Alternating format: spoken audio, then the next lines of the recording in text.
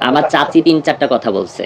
তো মানে আমার চাচি কিন্তু আমাকে একটা বারও দোষারোপ করেনি। বরং সে কেউই আমাকে দোষারোপ বলতেছে করেনি। কি যে মানে আমি লাস্ট দিন যেদিন আসি সেদিন ওকে কবর-টবর দিয়ে বাসায় আসছি। রাত্রে গল্প করতেছে আমাকে চাচি যে, "দেখো বাবা তোমরা নিজেদেরকে অপরাধী ভেবো না। কারণ শাওন হয়তোবা ৪০ দিন আগেই বুঝতে পারছে পেজ একটা। টোটালে পেজ হ্যাঁ, হচ্ছে আমাদের ২ টা। একটা নিয়ে গাড়ি ফুল ট্যাঙ্ক করি, পানি খাওয়া হ্যাঁ, খাই, মানে চা আমরা খাই।" পেট্রোল পাম্পে থাকা অবস্থায় ওদেরকে হাতে দেখলাম, "তোমরা সামনে যাও, আমরা আসতেছি।" তো শাওন ঠান্ডা পানির ১ বোতলের অর্ধেক খাইছে। লাস্ট অল্প একটু ছিল, ওটা আমি খাইছি। তারপরে শাওন আমাকে হাসতে, হাসতে বলে, "উঠেন ভাবি, তাড়াতাড়ি চলেন। দেরি করেন না।" না, আমি রাতের বাইকে উঠে গেলাম। শাওনের বাইকে শাওন আর আমার ফুফাতো ভাই। জীবনের লাস্ট একটা স্বপ্নই ছিল বাইক ট্যুর। কারণ নরমালি সব ধরনের ট্যুর দেওয়া হয়ে গেছিল। তো আমরা সবাই মিলে প্ল্যান করি যে আমরা বাইক ট্যুরে সাজেক যাবো। শুধু সাজেকের প্ল্যান ছিল। ওটা করে কক্সবাজার যে যাওয়ার প্ল্যানটা শাওনেরই ছিল। কারণ ও ১ম বলছিল যে, বলছিল। "ভাইয়া বাইক ট্যুরে তো কখনো আর আসবো না।" কারণ আমাদের এটা প্ল্যান ছিল যে বাইক ট্যুর এটাই ১ম, এটাই শেষ। এত দূরে আর কখনো আসবো না।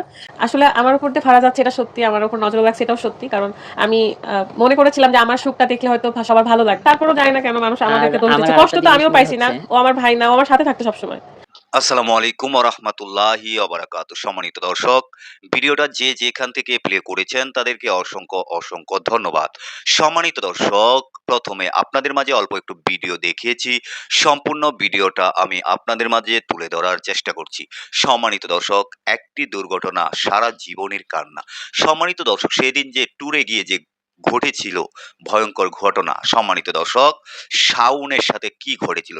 মৃত্যুর আগে শাওন কি কথা বলেছিল? ফারদিনের মুখ থেকে আমি আপনাদেরকে কিছু গুরুত্বপূর্ণ আলোচনা শোনাচ্ছি। বিথি এবং ফারদিন যে কথাগুলা বলেছে, তাকে নিয়ে সেদিন কেন ট্যুরে গিয়েছিল? শাওন কি ট্যুরে যেতে চেয়েছিল কিনা? শাওনের কিছু গুরুত্বপূর্ণ আলোচনা করেছে। এবার সম্মানিত দর্শক, আসলে আমরা যদি একটু সতর্ক না হই, তাহলে আসলে হয় না। একটা মানুষ কতক্ষণ লং টাইম সে বাইক ড্রাইভ করতে পারে। সম্মানিত দর্শক, একটি ঘটনা সারা জীবনের কান্না হয়ে থাকে। সম্মানিত দর্শক, সে বিষয় নিয়ে কিছু গুরুত্বপূর্ণ আলোচনা শোনাচ্ছে। আর আমি আপনাদেরকে সম্পূর্ণ ভিডিওগুলা দেখাচ্ছি। রিকোয়েস্ট করছি তাদের কথাগুলা শুনে আপনাদের মূল্যবান মন্তব্য দর্শক কমেন্টে জানাবেন। চলেন আর দেরি না করে তাদের মুখ থেকে কিছু গুরুত্বপূর্ণ আলোচনা শুনে আসি। দেখেন আমি মেয়ে মানুষ। আমি নিশ্চয়ই আচ্ছা, বাইক চালাতে পারি না আমি। প্ল্যানিংটা ওরকম না। প্ল্যানিংটা হচ্ছে ওর আর আমার ছিল। প্ল্যানিং যে শাওন বাইক চালানো ১ম। না, শাওন না, ও অনেক অনেক ছোটবেলা আগে থেকে থেকেই বাইক ড্রাইভ চালায় করে। এবং আর ওর বাবারও বাইক আছে, সবচেয়ে ওরও ভালো বাইক আছে। চালায় ও সবার থেকে। হ্যাঁ, ওর সিংড়া রাজশাহী টু নাটোর সিংড়া সবসময় বাইক চালায় যাওয়া আসা। তুমি এটা বুঝবা না। মানে বাইকিং সেক্টরে তো ও নাই। ও আসলে বলতে পারবে না। এটা তো আসলে ভাইয়া কি করে বলব? যেহেতু দেখেন আমাদের ওই গাড়ি ধর্মে নিয়েই কিন্তু কিন্তু ও উঁচু, উঁচু পাহাড়ে গেল, সব জায়গায় গেল। রাঙামাটি, সাজেক, ঢাকা থেকে সাজেক পর্যন্ত গেল।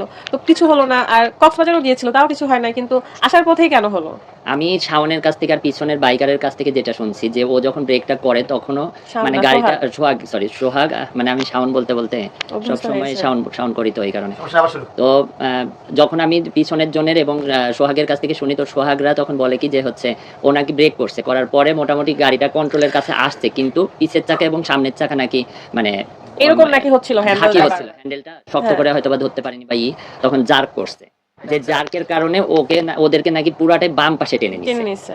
নিয়ে যে আগে পোলের সাথে বাড়ি খায় তারপর ডাইরেক্ট যে গাছের সাথে। আমার গাড়িটা কিন্তু গাছের সাথেই ছিল। গাছের সাথে আটকানো আর ছিল। হচ্ছে ও গাছ থেকে মোটামুটি মনে হয় ১০ থেকে ১৫ ফিট নিচে পড়েছিল।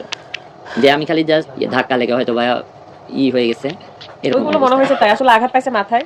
দেন দেখেন আমি মেয়ে মানুষ। আমি নিশ্চয়ই আচ্ছা, বাইক চালাতে পারি না আমি। প্ল্যানিংটা ওরকম না। প্ল্যানিংটা হচ্ছে ওর আর আমার ছিল প্ল্যানিংটা। না, মানে বাইক ট্যুরের প্ল্যানিং আমাদের না। না, বাইক ট্যুরের প্ল্যানিংটাই বলতেছি।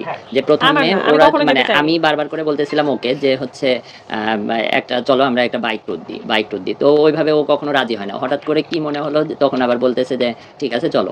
তো কোথায় যাওয়া যায়? আমি ১ম এ সাজেকে যাওয়ার কথা ছিল আমাদের হচ্ছে একটা বাস ভাড়া করে যেটা আমরা রেগুলার করে থাকি। তো এর মধ্যে বলছিলাম যে দেখো মানে এর আগে আমরা অনেক ভিডিও দেখতেছিলাম যে বাইক ট্যুরে সবাই সাজেকে যাচ্ছে বা এরকম টাইপের। তো ওখান থেকে আমি ১ম ওকে বলি। বলার পরে ১ম রাজি হয় হচ্ছে আমাদের সাথে যেতে লাগে। যখন আমরা বলি তখন আমাদের সাথে সন্দীপ আর শামীম নামে একটা ছেলে। তো ওরা ২ জন বলে যে ভাইয়া তাহলে তো আপনারা গেলে আমরাও যাবো। এইভাবে শুরু হলো। আগে ১ম এ ২ টা বাইক, তারপর ৩ টা বাইক, এইভাবে হতে আমাদের টোটাল ৮ টা বাইক হয়। বগুড়ার যারা আছে ওরাও আমাদের কাছে শুনে তখন বলতেছে যে, "তাহলে কি হাসব্যান্ড ওয়াইফ যাচ্ছেন?" আমরা বলছি, "হ্যাঁ, এবার যতজনই যাচ্ছি সবাই হাসব্যান্ড ওয়াইফই যাচ্ছি।" আর শাওন, সোহাগ আর যারা ব্যাচেলর আছে এরা ছিল হচ্ছে মেইনলি আমাদের ক্লোজ খুবই আর ক্যামেরাম্যান হিসাবে। তো সেক্ষেত্রে মানে ওদেরকে নেওয়া হয়েছিল পরে। আর সবাই আরেকটা জিনিস দেখতেছি মিডিয়াতে ছড়া তো সেক্ষেত্রে ওকে বলা যাবে না যে ও আসলে বাইক চালায় আচ্ছা না। ভাইয়া যেটা খুব বলতেছে যে আমাদের মাজদা যেহেতু অ্যাক্সিডেন্ট হয়েছিল, তারপর আমরা এত বড় ট্যুর কেন করলাম? আসলে আমার উপর দিয়ে ফারা যাচ্ছে এটা সত্যি, আমার উপর নজর লাগছে এটাও সত্যি। কারণ আমি মনে করেছিলাম যে আমার সুখটা দেখলে হয়তো সবার ভালো লাগবে, কিন্তু সেটা লাগে নাই। এজন্য আমি আমার যেটা আমি অ্যাচিভ করেছিলাম সেগুলো আমি শেয়ার করতে পছন্দ করতাম। কিন্তু এটা মানুষের আসলে সহ্য হয়নি। জানি না কেন। তো নজরটা লেগেই গেছে। মাজদাটা অ্যাক্সিডেন্টের পরে আমাদের জানেন আপনারা সবাই যে আমাদের মাঝে একটা ঝামেলা হয়েছিল। তো হাজব্যান্ড ওয়াইফের আরকি। হয়েছে যাই হোক, পরে রাত আমাকে বলে যে নেপালে চলো ঘুরতে যাবো। তো আমি নেপালে যাওয়ার জন্য রাজি হই নাই। পরে বলছে তাহলে অন্য কোথাও ট্যুরে যাই। সেই ট্যুরের ওকে কথা আসতে যেখানে আসতে যেখানে এই যেতে বাইকের বলি ও ট্যুরটা আসছিল। সেখানেই না করে। কক্সবাজার বললাম যে চলো ট্যুর মানে একটা আমরা জাস্ট রেস্টুরেন্টে যাবো। রিফ্রেশিং এর জন্য ট্যুরটা করতে চেয়েছিলাম। আর ও আগে অনেকবার বাইক ট্যুরে সাজেক গেছে, আমি গোটা কক্সবাজার ঘুরছে। বাংলাদেশে আমার হচ্ছে আমারও ওর 2014 কথা শুনে সালে ঘুরতে ইচ্ছা মধ্যে করতো। আমার মানে আমি একটা বাইক ছিলাম এবং স্টান্টার ছিলাম। হ্যাঁ, তো আমি ছোটবেলাতেই 14 সালে আমার মোটামুটি গোটা বাংলাদেশ বাইক নিয়ে ট্যুর দেওয়া শেষ। এই কারণে আমার মানে ওইটার থেকে আমার বাইকের প্রতি একটা ভালোবাসা বা ইয়া ছিল। আমি যে এখন বাইক খুব কম চালাই তারপরেও আমার বাসাতে 3টা দেখেন বাইক। আমরা যদি আমাদের অল্প রাস্তা ছিল হয়তো রাজশাহীতে ব্যাক করতে, আমরা যদি পৌঁছাতে পারতাম তাহলে তাও মানুষ আমাদেরকে না বলতো যে এদের হচ্ছে বেশি বেশি করছে, কেন ঘুরতে গেছে। মানে নর্মালি যেটা টোল সেটা করতো, সেখানে একজন মারা গেছে তাও আমারই ভাই। তাহলে আমাকে দায়ী করছে সবাই। আমি না পারছি সহ্য করতে, না পারছি চুপ করে থাকতে। মানে মনে হচ্ছে যে আপনারা আমাকে দায়ী করছেন। মাঝে মাঝে মনে হচ্ছে যে আমি প্রতিদান দিই যে না, আমার জন্য কি আসলে ছেলেটা মারা গেছে। মানে মাঝে মাঝে আমার এটা ফিল হচ্ছে। কিন্তু আমার চাচা চাচি, মানে আমার চাচা শ্বশুর চাচি শাশুড়ি, এরা কখনোই আমাদেরকে দায়ী করেওনি, মানে এলাকার মানুষও না। কারণ তারা জানে যে আমরা তাকে কত বেশি ভালোবাসি। তার কিন্তু প্রত্যেকটা স্বপ্নই আমরা পূরণ করছি, সব স্বপ্ন। তারপরও জানি না কেন মানুষ আর আমাদেরকে দোষ আমার দিচ্ছে। কষ্ট আরেকটা তো জিনিস আমিও মনে পাইছি না, হচ্ছে ও আমার ভাই না, ও আমার সাথে থাকতো সবসময়। তো ও বলছিল যে হয়তো কক্সবাজার অনেকবার যাবো কিন্তু বাইকে করে আর কখনো শাওন আসা হবে না। এই কারণে যেহেতু অল্প কিলো ছিল আর কি, 190 কিলোর মতো। তো এই কারণে আমরা প্ল্যান করেছি ঠিক আছে সামনের ইচ্ছাটা পূরণ করা হোক। তখন আমরা আর আমাদেরও ওই কথা শুনে ইচ্ছা হচ্ছিল যে ঠিক আছে কক্সবাজার আমরা বাইক নিয়ে যাবো, উঠতে উঠতে যাবো। তো রাঙামাটি থেকে কক্সবাজার আমরা রওনা হই। খুব ভালোভাবে গিয়েছি, অনেক স্পিড ব্রেকার। সবাই হয়তো জানে চট্টগ্রাম থেকে কক্সবাজারের রাস্তাটা কত ভয়ানক বা কত স্পিড ব্রেকার থাকে। তো যাওয়ার সময় আমাদের আল্লাহর রহমতে কোনো সমস্যা হয়নি। কক্সবাজার 3 দিন কাটালাম, খুব ভালো আনন্দ করেছি আমরা। শাওন হচ্ছে প্রথমত ক্যামেরাম্যান, তো পরে ও হচ্ছে রাদের নিজের চাচাতো ভাই, এবং ও একটু পরপর আমাকে ভাবি ভাবি বলে ডাকে। ও আমার সন্তান সমতুল্য ছিল। ও জানে যে আমি তাকে কত ভালোবাসি, বা তার ফ্যামিলিও জানে যে সে আমাদেরকে কত ভালোবাসে। তো যাই হোক, কক্সবাজার ট্রিপ শেষ করলাম, করে আমরা ঢাকার উদ্দেশ্যে রওনা হচ্ছিলাম। ঢাকায় 1 রাত থাকার কথা ছিল, কিন্তু কক্সবাজার থেকে চট্টগ্রাম আসার কত কিলো আসছিলাম, 60 কিলো। টোটালে আসছিলাম 100 কিছু মানে চট্টগ্রাম বাকি ছিল হচ্ছে 57 কিলো। হ্যাঁ এরকম ছিল। তো যাই হোক, আমরা সবাই আবার সেই রুলস মেনটেন করে আসার পথে 7টা বাইক ছিল আমাদের আসার সময়। আর যাওয়ার সময় কতটা বাইক ছিল? 8টা। হ্যাঁ 8টা। কারণ মাঝখানে রাঙামাটি থেকে অলস পরিবার ওই ভাইয়া আপু চলে যায় বাসায়, ওদের একটা প্রবলেম ছিল। তো পরে 7টা বাইক নিয়ে আমরা কক্সবাজার থেকে চট্টগ্রামের উদ্দেশ্যে রওনা হয়েছিলাম। 60-70 কিলো আসার পরে একটা পেট্রোল পাম্প থাকে, সেখানে আমি মানে আমাদের বাইক আর শাওনের বাইক আর আরেকটা আপু ভাইয়ের বাইক, 3টা বাইক আমরা দাঁড়াইছিলাম পেট্রোল পাম্পে। এরা তেল নিচ্ছিল গাড়িতে আর আমি পানি খাচ্ছিলাম। তো বাকিগুলো চলে গেল, আমরা ওখানে বললাম আমাদের তেল নেওয়ারও আসলে কথা ছিল না, মানে আমরা দুইজনই কানেক্টরে কথা বলতেছি। তো হ্যাঁ তো শাওন হঠাৎ বলতেছে যে ভাইয়া তেল উঠাইনি আমরা এখান থেকে। বলতেছি যে তেল আছে, তো বলতেছে তাহলে একটু চাটাও খাওয়া হবে নি, তাহলে আমরা একটু দাঁড়াই। তো আমরা দাঁড়ালাম, দাঁড়ানোর সময় আমাদের পিছনে আরো 2টা বাইক আসছিল, সন্দীপের একটা আর আরেকটা হচ্ছে শামীমের। তো ওদের দুইজনের বাইক আসে, তো ওদেরকে আবার শাওন কি কারণে যেন বলতেছে যে আপনারা আস্তে আস্তে একটু আগাতে থাকেন। সামনে একটা হচ্ছে রেস্টুরেন্ট ছিল, রেস্টুরেন্টের নাম জানি না। যাই হোক, মানে আমরা ওখানে তেল নেওয়ার পথে সি ওয়ার্ল্ড। আমি হ্যাঁ, বলি সি ওয়ার্ল্ড রেস্টুরেন্ট ছিল। তো ও বলতেছিল যে আপনারা সি ওয়ার্ল্ডে যে দাঁড়ান, আমরা আসতেছি। নিয়ে আমরা 3জনই গাড়ি ফুল ট্যাঙ্ক করি, পানি খাওয়া হ্যাঁ মানে খাই, আমরা চা খাই। পেট্রোল পাম্পে থাকা অবস্থা ওদেরকে হাতে রাখলাম, তোমরা সামনে যাও আমরা আসতেছি। তো শাওন ঠান্ডা পানির 1 বোতলের অর্ধেক খাইছে, লাস্ট অল্প একটু ছিল ওটা আমি খাইছি। তারপরে শাওন আমাকে হাসতে হাসতে বলে উঠেন ভাবি, তাড়াতাড়ি চলেন, দেরি করেন না। না আমি রাতের বাইকে উঠে গেলাম, শাওনের বাইকে শাওন আর আমার ফুফাতো ভাই, এই 2জন ছিল। আমরা প্রথমে গেলাম, সামনে আগে গেলাম, মনে হয় 1 মিনিট চলে গেছি সামনে আমরা, ও পেছনে হয়ে গেছে, আমাদের পিছনে আর আমরা দেখতে পাইনি। তো ওই সময় দুপুর 2টা বাজে, আমি ভিডিও সবসময় দুপুর 2টায় আপলোড দিই ব্লগ। তো আমি বাইকে বসে ওকে বললাম স্লো বাইকটা আস্তে থামাইছি। চালাও, আমি বাইক হচ্ছে ভিডিওটা আপলোড দিই। তো না ভিডিওটা আপলোড মাত্র শেষ করছি তখনই আমার ফোনে কল আসে। তখনও শাওনকে আমরা দাঁড় করাই দিই, মানে যেটা ঘটনাস্থল তার আগে আমরা বাইকটা দাঁড় করাই দিই। তখন শাওন আবার জিজ্ঞাসা করে ভাইয়া কি হয়েছে। আমি বললাম যে ও ভিডিও আপলোড দিবে, একটু দাঁড়াও। 2টা বাজে, দুপুর 2টা বেজে গেছিল, এই জন্য আমি ভিডিওটা আপলোড 2টা ঠিক না, 1টা 57 বা 58 এরকম বাজে। তো তখন আমরা ভিডিওটা আপলোড দিয়ে আমরা যাওয়ার সময় আমার আবার কানেক্টর তো লাগানো আছে। আমি ওকে বলি যে শাওন আসো, ঠিক আছে? তো ও বলে যে হ্যাঁ। তখনও কানেক্টর মানে আমাদের সাথে কথা বলতে পারছি। আমি সামনে আগাতে লেগে আবার একটু পর পরে আমি বলি যে শাওন আসো, কারণ ও যেহেতু বাইকের সবার পিছনে থাকে, আমি সবার সামনে লিড দিই, আর মাঝখানে বাকি সবাই থাকে, মিডিলে আরেকজনের কানেক্টর থাকে। মানে সবাই আমরা আর কি তো দলবদ্ধ সবাই কথা হয়ে। বলতে বলতেই যাচ্ছি। হ্যাঁ। তো এখানে কথা বলতে আমি হ্যালো আসো আসো, তখন আর শাওন আর কোনো কথা বলে না। তো আমার কাছে তখনই কল আসে, 2টা 5-এ কল আসে। না, এর মধ্যে আরেকটু কাহিনী আছে। তো যখন আমার কানেক্ট মানে ডিসকানেক্ট দেখাচ্ছে ওই টাইমটাতে, আবার কিছুক্ষণ আমি হ্যালো হ্যালো করি। নরমালি কিন্তু হেলমেটের ডিভাইস ডিসকানেক্ট হয় না। ডিভাইস ডিসকানেক্ট হয় না। তো ওই টাইমটাতে আমাদের বারবার করে ডিসকানেক্ট হয়ে যাচ্ছে। তো আবার কানেক্ট আসে, হ্যাঁ ভাই আমি আসসালামু আলাইকুম, আমি হচ্ছে ফারহানা বিথি। আমি সবসময় একটা গ্রুপ নিয়ে চলাফেরা করেছি এবং আমার সাজেক থেকে পরে আমরা 17 ঘন্টা প্রায় জার্নি করে সাজেকে যাই, কিন্তু 17 ঘন্টার পরে আমরা না হলে 1 ঘন্টা পর পর রেস্ট নিয়েছি। আমরা 1 ঘন্টা পর মানে আমরা নিজেদের 30 উপর মিনিট 20 খুব মিনিট করে। কেয়ার করতাম আর কি। তো রেস্ট নিয়ে নিয়ে আমরা 27 ঘন্টা জার্নি করে সাজেকে যাই এবং সাজেকে খুব ভালো সময় কাটিয়েছি। তিন দিন ছিলাম। 3 দিন পর আমরা সাজেক থেকে রাঙামাটি আসি। দেখেন সাজেকের এত উঁচু নিচু পাহাড়, সবাই কিন্তু জানে যে কত বিপজ্জনক সেই রাস্তাগুলো। তারপরেও আমরা আল্লাহর রহমতে খুব সুন্দর করে গিয়েছিলাম এবং খুব ভালোভাবে এসেছি, কারণ আমরা দলবদ্ধ হয়ে কি অনেক থাকে না যে কি বলে, অনেক রুলস মেনটেন করে আমরা গিয়েছি, যে স্পিড ব্রেকার দেখলে হাত দিয়ে দেখানো বা সামনে বাস আসলে বলা। কারণ আমাদের হেলমেটে ডিভাইস ছিল, রাদের হেলমেটে এবং শাওনের হেলমেটে ডিভাইস ছিল, আর একটা ভাইয়ার হেলমেটেও ডিভাইস ছিল। তো সবার সাথে সবার কানেক্ট থাকতো। তো যাই হোক, সাজেকের ট্রিপটা খুব সুন্দর হয়েছে। তারপরে সাজেক থেকে আমরা রাঙামাটি আসি, রাঙামাটি 2 দিন ছিলাম। তারপর রাঙামাটি থেকে হঠাৎ করেই সবাই প্ল্যান করে যে এখান থেকে তো কক্সবাজার কত কিলো ছিল, 180 কিলো না 190 কিলো।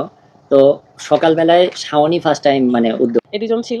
আমরা প্রথমে গেলাম, সামনে আগে গেলাম, মনে হয় 1 মিনিট চলে গেছি সামনে আমরা, ও পেছনে হয়ে গেছে, আমাদের পিছনে আর আমরা দেখতে পাইনি। তো ওই সময় দুপুর 2টা বাজে। আমি ভিডিও সবসময় দুপুর 2টায় আপলোড দিই ব্লগ। তো আমি বাইকে বসে ওকে বললাম স্লো বাইকটা আস্তে থামাইছি। চালাও, আমি বাইক হচ্ছে ভিডিওটা আপলোড দিই। তো আমি ভিডিওটা আপলোড মাত্র শেষ করছি, তখনই আমার ফোনে কল আসে। তখনও শাওনকে আমরা দাঁড় করাই দিই, মানে যেটা ঘটনাস্থল তার আগে আমরা বাইকটা দাঁড় করাই দিই। তখন শাওন আবার জিজ্ঞাসা করে ভাইয়া কি হয়েছে, আমি বললাম যে ও ভিডিও আপলোড দিবে, একটু দাঁড়াও। 2টা তো বাজে দুপুর 2টা বেজে গেছিল, এই জন্য আমি ভিডিওটা আপলোড 2টা দিই। ঠিক না, 1টা 57 বা 58 এরকম বাজে। তো তখন আমরা ভিডিওটা আপলোড দিই। আপলোড দিয়ে আমরা যাওয়ার সময় আমার আবার কানেক্টর তো লাগানো আছে। আমি ওকে বলি যে শাওন আসো, ঠিক আছে? তো ও বলে যে হ্যাঁ। তখনও কানেক্টর মানে আমাদের সাথে কথা বলতে পারছি। আমি সামনে আগাতে লেগে আবার একটু পর পরে আমি বলি যে শাওন আসো, কারণ ও যেহেতু বাইকে সবার পিছনে থাকে, আমি সবার সামনে লিড দিই। আর মাঝখানে বাকি সবাই থাকে, মিডিলে আরেকজনের কানেক্টর থাকে। মানে সবাই তো আমরা একটু সবাই দলবদ্ধ কথা হয়ে। বলতে বলতেই যাচ্ছি। হ্যাঁ। তো এখানে কথা বলতে আমি হ্যালো আসো আসো, তখন আর শাওন আর কোনো কথা বলে না। তো আমার কাছে তখনই কল আসে, 2টা 5-এ কল আসে। না, এর মধ্যে আরেকটু বর্ণাপুর। কাহিনী আছে। তো যখন আমার কানেক্ট মানে ডিসকানেক্ট দেখাচ্ছে ওই টাইমটাতে। আবার কিছুক্ষণ আমি হ্যালো হ্যালো করি। নরমালি কিন্তু তারপরে হেলমেটের হেলমেটে ডিভাইস কখনো ডিসকানেক্ট হয় না। ডিভাইস ডিসকানেক্ট হয় না। তো ওই টাইমটাতে আমাদের বারবার করে ডিসকানেক্ট হয়ে যাচ্ছে। তো আবার কানেক্ট আসে, হ্যাঁ ভাই আমি শুনতে পাচ্ছি, এই বলতেছে। আমি আবার কিছুক্ষণ যখন আগাচ্ছি, আগানোর পরে ওকে আবার বলি যে শাওন আসো, তখন আর আবার ডিসকানেক্ট হয়ে গেছে। তখন ওর সাথে আমরা যোগাযোগ করতে পারছি না অলরেডি। কিন্তু সেটা বেশিক্ষণ দিয়ে সময় না। একটু সামনে 1 গেছি, মিনিট। যখন আমি স্পিড ব্রেকার পাইছি প্রথমে 3টা একসাথে, তারপরে আবার 3টা, পরেরটাতে হচ্ছে পরপর 2টা স্পিড ব্রেকার থাকে। তো আমরা প্রথম 2টা পার করে আমি বলছি শাওন আসো, সামনে কিন্তু স্পিড ব্রেকার স্লো করো। আমাদের গাড়ি মনে হয় আমারটা 60 থেকে 65 এরকম স্পিড ছিল। তো ও আর কোনো কথাই বলে না। তারপরে এভাবে যেতে যেতে আমরা মনে হয় 2-4 মিনিট কোনো যোগাযোগ হয় না। আমি মনে করছি তাহলে সামনে যা আবার কানেক্ট করে নিব। এভাবে সামনে আগাই। আগানোর পরে ওর ভিতরে ওর ফোনে একটা ফোন আসে। মানে 2টা পিছনে 5-এ যে কল বাইকটা আসে। থাকে 2টা 5-এ কল আসে, 5 বা 7। তো কল আসার পরে আমাকে শুধু বললো যে আপু তাড়াতাড়ি আসেন, বাইক পড়ে গেছে, জ্ঞান নাই। তো আমি বুঝতে পারি না যে বিষয়টা কি, তাহলে আমি ওকে বললাম তাড়াতাড়ি ব্যাক করো। তো ব্যাক করে আমরা ব্রিজ দেখতে পাই। ব্রিজে আমি আমার শাওন সোহাগকে খুঁজতেছিলাম যে আমার শাওন সোহাগ কই আর বাইক কোথায়। আমাদের যেহেতু শাওন সবসময় রাদের R15 গাড়িটা খুবই পছন্দ করতো, তো ওই গাড়িটা ওকে সবসময় আমরা চালাতে দিই। এবং বিলমলার হেলমেট যেটা আমি রাতে কিনে দিয়েছিলাম, ওই হেলমেটটাও ওর পছন্দ, তাই ওই হেলমেট আর বাইক দুটাই ও চালায় সবসময়। আমরা সবসময় ওর ইচ্ছার খুব প্রায়োরিটি দিতাম, কারণ ও আমাদের অনেক বেশি ভালোবাসে আর আমরাও। তো যাই হোক, আমি তখন খুঁজে বেড়াচ্ছি যে আমার 2 ভাই কই আর বাইক কোথায়। তখন দেখি যে বাইকটা গাছের সাথে ধাক্কা লেগে ভেঙে চুরে পড়ে আছে, আর আমার শাওন হচ্ছে ব্রিজের নিচে কাদার মতো হয়ে আছে, নরম মাটি, ওখানে এভাবে চিত হয়ে পড়েছিল রক্তাক্ত অবস্থায়। তো আমি তো রাস্তা থেকে চিল্লাতে চিল্লাতে নিচে গেছি, যে ওকে মানে মাথার নিচে হাত দিয়ে আমি বলছি শাওন শাওন করে আমি চিল্লাচ্ছি, শাওন কি হয়েছে তোমার, কিন্তু ও অচেতন হয়ে পড়েছিল। তারপরে লোকজনদের ডাকলাম। বিশ্বাস করেন ভাইয়া, এখানে আমাদের এত বেশি খারাপ লাগছিল, ব্রিজের ওপর থেকে সবাই এভাবে উকি মেরে দেখছে, আমি আর রাত ছাড়া নিচে কেউ যায় নাই, কেউ যায় না, সবাই ভিডিও করতেছে, এটা সেটা করছে। আমি চিল্লাই চিল্লাই ডাকছি, পরে আসছে একজন, তারপরে আমরাই ওকে টেনে উপরে রাস্তার ধারে নামালাম এবং আমি চেষ্টা করছিলাম যে তার আসলে হার্টবিট আছে কিনা, কারণ সে একদম অচেতন অবস্থায় ছিল। তখন ওর বুকে আমি বারবার মাথা দিচ্ছিলাম আর বলছিলাম যে একটু হার্টবিট জাস্ট আমি শুনতে পাইছি হালকা করে, ধুক ধুক ধুক ধুক ধুক ধুক এরকম ছিল আওয়াজটা হালকা। তো আমি এটা এখনো শুনতে পাই। তো শোনার পর আমি চিৎকার করে উঠছি যে শাওন বেঁচে আছে, তাড়াতাড়ি মেডিকেলে চলো। আর ও তো জানরে করছে, পাগল হয়ে গেছে, কারণ ওখানকার মানুষ আমাদেরকে বলে দিছে যে ও মরে গেছে। তারপরে রাস্তায় যাচ্ছিল একটা অ্যাম্বুলেন্স, সেই অ্যাম্বুলেন্সকে থামায় আমি শাওনকে উঠাইলাম, উঠায় আমি সোহাগ আর শাওন চলে গেলাম হসপিটালে। সোহাগ আর কিন্তু ওই বাইকের পিছনেই ছিল, পিছনে বসে বাট ছিল। ওর একটা তিল পরিমাণ কোথাও কাটা সেরা কিছু হয়নি। কিন্তু ও হচ্ছে রিলস সারি, একটাতে বড় ব্লগ সারি, আর বাকি 65 থেকে 68টা পেজ আছে আমাদের ফেক পেজ। তো ওরা প্রত্যেক নিয়ত আমাদের ভিডিও ছাড়তেছে। আমাদের ওই 2টা পেজে দেখবেন যে এখন পর্যন্ত আমরা একটা আপডেট তো দূরে থাকবো, একটা কিছুই মায়ের পাইনি থেকে আমি। কিছু, কারণ আমরা ওই মন মানসিকতার মধ্যেই নাই, মানে আমরা ফুললি মানে একটা, আমার ভয় করতেছে, কারণ বাইরে যাব না। শাওনের সাথে আমার এমন একটা সম্পর্ক, শাওন আমার চাচাতো ভাই, ও যখন প্রথম আমার কাছে আসে আজকে থেকে 2 বছর আগে, তো তখন থেকে 2 দিন আগে 3 দিন আগে মানে 13 তারিখে ওর সাথে আমার কথা হয়েছে, ভাই শোনো তুমি যদি সরকারি কখনো চাকরি পাও তখন আমাকে ছেড়ে যেও, তাছাড়া কখনো যেও না, এরকম একটা কথা হয়েছে। তো ও বলছে দেশ ভাই আমি তোমাকে ছেড়ে পাগল হয়েছো, কোনোদিন যাবো। তারপরে ও আবার মানে আমি বলতেছি তোমার যদি বেতনও বাড়ানো লাগে, তোমার যদি মনে করো মানে সরকারি চাকরি করলে যদি 40,000 টাকা বেতন পায় সেটাও যদি তোমাকে দেওয়া লাগে, তুমি আর সোহাগ যেন আমাকে ছেড়ে কখনো যাও না, কারণ ওরা আমার সন্তানের চেয়েও বেশি কিছু। সোহাগ আমার শালা হয়, ও আসছে এইটুকু বয়স থেকে আমার কাছে থাকে, আর শাওন আসতেছে আমার 2 বছর বিয়ের থেকে। 2 বছর ধরে থাকে আমাদের সাথে, কিন্তু আমার বিয়ে হয়েছে 9.5 বছর প্লাস। তখন থেকে ওকে আমি দেখি, গ্রামে যাই, ওকে আদর করি, ভালোবাসি। আমার দেবর হতে পারে সম্পর্কে, কিন্তু আমার সন্তানের মতো। আমার কোলে ওর জীবন গেছে, আমি দেখি। তো আমি কষ্ট পাচ্ছি না, কিন্তু অডিয়েন্স মানে আমাকে নিয়ে যা শুরু করছে যে মনে হয় ওদের ওইটা আপন মানুষ, আমার না। আমার কাছে আমার কষ্ট হচ্ছে, কিন্তু আমাকে দোষ দিচ্ছে সবাই। আমার কাছে জীবন গেছে ওর, আমার কোলের ওপর। আমরা তো পরিবারের আমি 3টা গল্প মানে কথা বলি যেটা আমাকে বলছে, মানে আমার চাচি হয়তো। আমার 2 দিন তো ওখানেই ছিলাম চাচা চাচির সাথে। এই কারণে ও কিন্তু হাসি খুশি থাকে, কিন্তু লাস্ট এই 1 মাস ও এতটাই খুশি আর এতটা হাসি খুশি যেটা মানে বলার বাহিরে। এবং চাচিকে এই সময় এসে বলছে যে মানে আম্মা তুমি একটা বোন নাও। তো চাচি নাকি হাসছে যে এই বয়সে আমি বাচ্চা কাচ্চা নিব। তো ও বলতেছে যে এই দেখো আমি যে বলতেছি তুমি বাচ্চা কাচ্চা নিচ্ছ না, একসময় পস্তাবা, এই কথা বলছে। তারপর বলছে ওর ছোট এগুলো ভাইয়ের চাচা নাম চাচি হচ্ছে সবাই শুনবে। চাচি আমাদেরকে সবার সামনে বলছে যে আমাকে শাওন বলছে, বাচ্চা নিচ্ছিস না তো, মেয়ে নিচ্ছিস না, দেখিস পস্তাবি। প্রস্তাবই। এরকম তারপর কথা বলে আরেকটা গেছে। কথা বলছে ও, যে হচ্ছে ওর ভাই এর নাম হচ্ছে সিয়াম। তো বলছে যে মা দেখিস আমি যেগুলা স্বপ্ন তোর পূরণ করতে পারিনি সেটা সিয়াম সিয়াম করবে। পূরণ করবে। তো চাচি এগুলা বলতে স্যার আমাদেরকে বুঝাচ্ছে যে তোমরা ভেঙে পড়ছো কি কারণে, তোমরা কি কারণে নিজেকে দায়ী করছো বা এরকম করতেছো বা করতেছো। তারপর ওর প্রোফাইলে 2 দিন আগে আমি দেখলাম মানে এই ইয়ার পরে সবাই পোস্ট দিচ্ছে দেখি যে ডেট স্লো লেখা আছে, That's মানে all. Date slow. তো দেখেন ও 3 দিন আগে ওটা লিখছে, তারপর আবার 3-4 দিন আগে ও একটা স্ট্যাটাস দিছে যে হচ্ছে আমি চলে যাব কিন্তু আমার হাসি থেকে হাসি যাবে। থেকে যাবে। ও অনেক কিছু হয়তো ইঙ্গিত দিছে, এগুলো আমি ভাবছি না। আসলে যার জীবন চলে যাওয়ার চলে গেছে, আমাদের জিনিস চলে গেছে, আমরা কষ্ট পাচ্ছি, আমরা পস্তাচ্ছি। আমার হয়তো বা এই শাস্তিটা সারা জীবন ভোগ করতে হবে আমার। এটাই যে আমি হয়তো বা আমার জন্য হয়তো বা তার জীবন গেছে। ট্যুর যদি প্ল্যান না করতাম তাহলে হয়তো তার জীবন যেত না। সবকিছুই ভালো ছিল, আসার পথে জীবনটা চলে গেল। সম্মানিত দর্শক এই যে ফারহানা বিতি যে সম্মানিত দর্শক এই যে ফারহানা বিতি যে কথাগুলা বলেছে শাওনকে নিয়ে, তারা যে ট্যুরে গিয়েছিল সম্পূর্ণ কথাগুলো আপনারা শুনেছেন। তাদের কথাগুলা কতটুকু সত্য এবং কথাগুলা কতটুকু যুক্তিসঙ্গত, দর্শক সেটা আপনারা কমেন্ট বক্সে কমেন্ট করে জানিয়ে যাবেন। ভিডিওটা সর্বোচ্চ পরিমাণ শেয়ার করে সবাইকে দেখার সুযোগ করে দিবেন। প্রিয় দর্শক এই ভিডিও থেকে আমি বিদায় নিতে যাচ্ছি। পরবর্তী কোনো একটা ভিডিওতে আপনাদের সাথে দেখা হবে। আসসালামু আলাইকুম।